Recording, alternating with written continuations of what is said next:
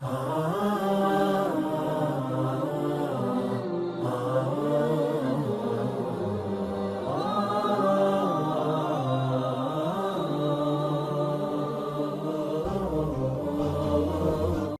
اعتراض یہ کیا جاتا ہے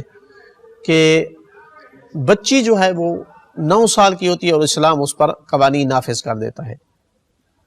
حالانکہ وہ بھی بچی ہے، اس کے کھیلنے کا زمانہ ہے اور اس پر اتنی ذمہ داری ڈال دی جاتی ہے،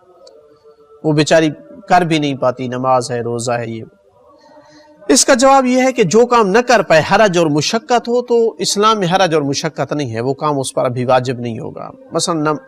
روزہ ہے، لمبا دن ہے، تو اگر نہیں رکھ سکتی روزہ تو درمیان میں اتنا کھا پی سکتی ہے جس سے وہ روزہ پورا کر لے، زیادہ نہیں، بعد میں جب کر سکے تو وہ قضا اس کی کرے گی۔ دوسرا یہ کہ اسلام بچی کو چھوٹی عمر سے ذمہ دار بنانا چاہتا ہے، چونکہ اس نے ایک فیملی کو سنبھالنا ہے، ایک ابھی سے ذمہ داری کا شعور دلانا چاہتا ہے۔ ساتھ ساتھ یہ کہ اسلام جانتا تھا کہ مرد کتنا ظالم ہو سکتا ہے، تو کچھ غلط قسم کے اور ناجائز قسم کے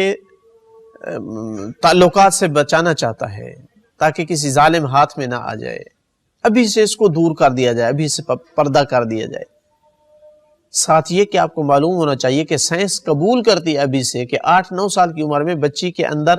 ہارمونز وغیرہ کی تبدیلی شروع ہو جاتی ہے۔ ہم کہتے ہیں کہ نہیں، وہ تو بالغ 12-13 سال میں ہوتی ہے۔ جسم کے اندر والی تبدیلی 8-9 سال سے شروع ہو جاتی ہے، یعنی اس کی طبیعت میں حساسیت آ جاتی ہے، تو اسلام تب سے اس کو بچانا چاہتا ہے، محفوظ رکھنا چاہتا ہے، اس کی معصومیت بچانا چاہتا ہے۔ جو اعتراض کرنے والے ہیں وہ اسے درندوں کے ہاتھ میں دینا چاہتے ہیں، مردوں کی عیاشی کی خاطر